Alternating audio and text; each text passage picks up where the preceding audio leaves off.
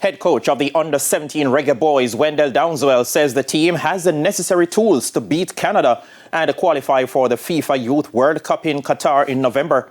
The young Reggae Boyz only require a point to progress and are currently top Group G on 6 points, the same as Canada. But the Reggae Boyz have a superior plus 15 goal difference compared to the Canadians' plus 7.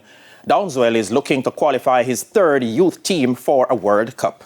Formidable level opposition, very strong, especially from the flanks. And from the flanks, they have a coach number 9. And therefore, there's a solid, I wouldn't say all that solid defensively. But with all youngsters, with our speed, aggression, and technical ability and our tactical preparation, we should be able to go back. When asked about his plan for the game, Downswell was coy in his response.